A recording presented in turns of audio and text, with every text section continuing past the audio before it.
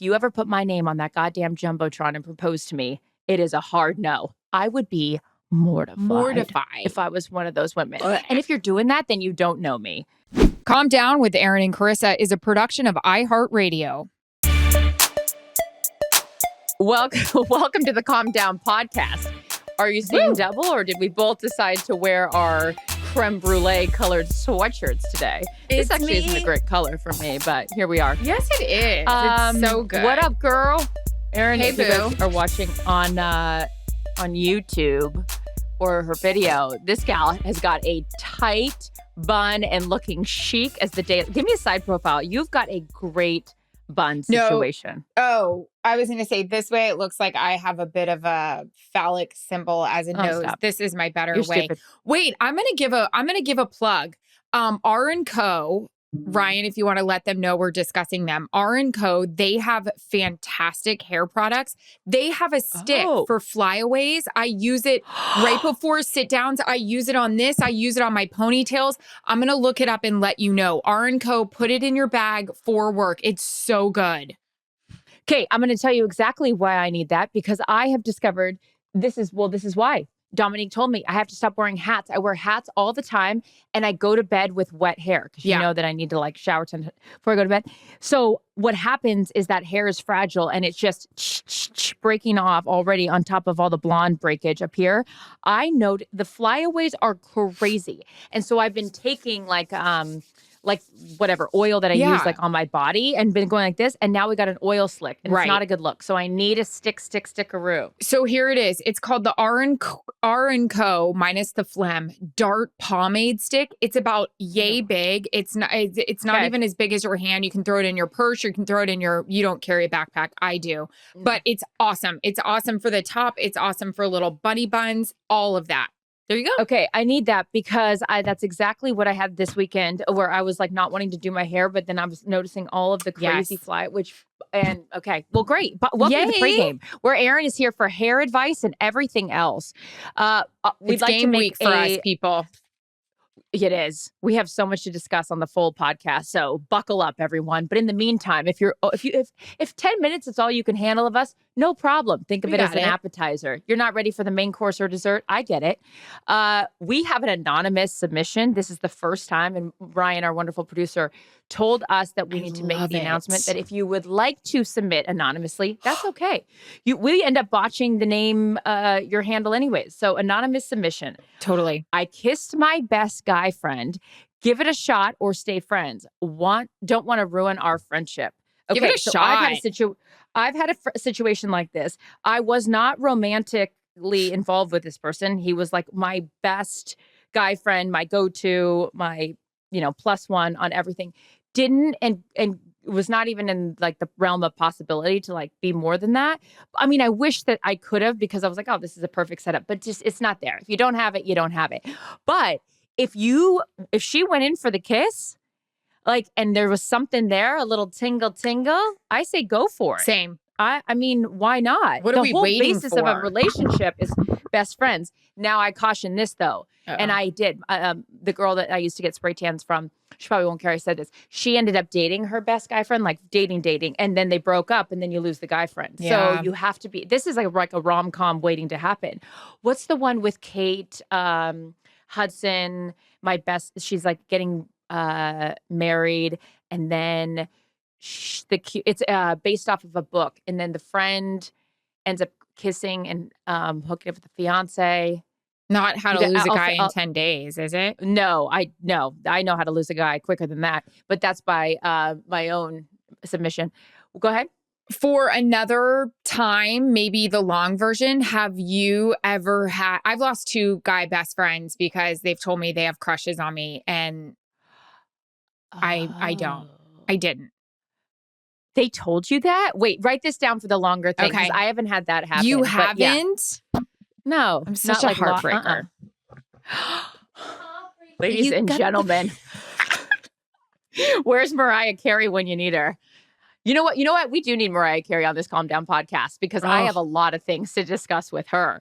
All right. So anonymous submission, go for it, sister. Go for it. And please keep us updated. Yeah. All right. Golfer Sarah. Golfer Sarah, Next. thank You're you up, for Sarah. having a very easy name.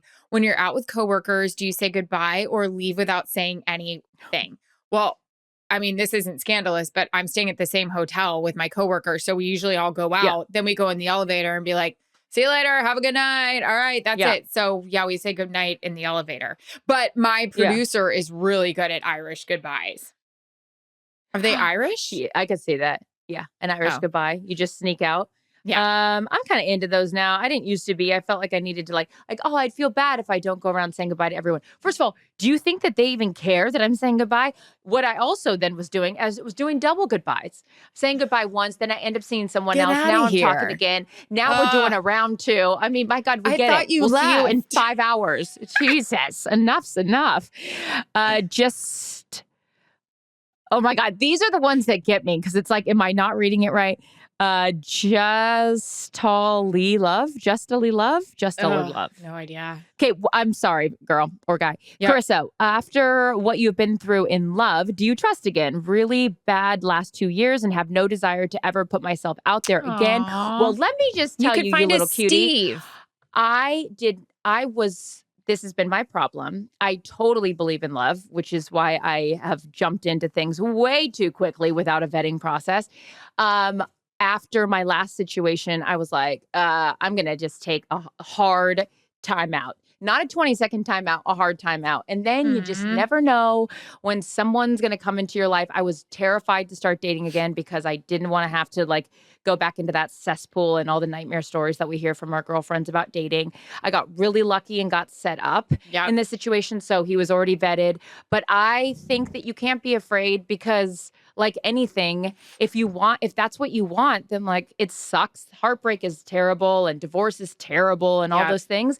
But what's worse is being in something that doesn't make you happy or just being like, it's okay, I'll just be alone forever. Like, I don't want to be alone. I am like a teammate kind of gal I want to have a partner with. And like, there's literally, I was thinking about this today as I was walking into CVS to like pick up some travel stuff. You'll be so proud of me. I've already packed my little travel things. This is the new me. But I was thinking about this and it was kind of obnoxious. So Justly Love, here's a side tangent. When you get it right, there's literally nothing better in the world. And like, I was so envious of Erin and Jarrett. And I was like, I'm never going to find that. Or like my old boss, Lisa, she always called like her husband, Gary. She's like, you have to find a Gary. And there's nothing better in the world than finding your Jarrett, finding your Gary, because everything in life is better. Like every day I wake up, I'm not trying to act like this is like some perfect relationship, but like my whole life is better and I'm so infinitely happy. And I think about how much time I wasted staying in things that I shouldn't. So the very, very long-winded answer to your question is don't be afraid because on the other side could be the greatest thing that could ever happen to you. And for your friends too, because we had a really, really fun adult dinner last week. Chris and Steve came over to see Mac and then we went out and had a really great dinner. And I had only had one cocktail and I was just like, guys, before I order my second, I just want to say I love Steve so much. I'm so happy. And like selfishly, like I'm in the relationship as well. But it's like, I feel like I've like gained another best friend. I mean, no offense, I call him just as much as I call you. Yeah, no. But so here's the thing. fun. I've never had that. I've never had that in a relationship. So, and when you said that, it meant so much to me because friends are part of a relationship. Yeah. Because there's a lot of times that I wasn't able to go out with a lot of my friends because they couldn't stand the other person on the other side of the table. So it's better.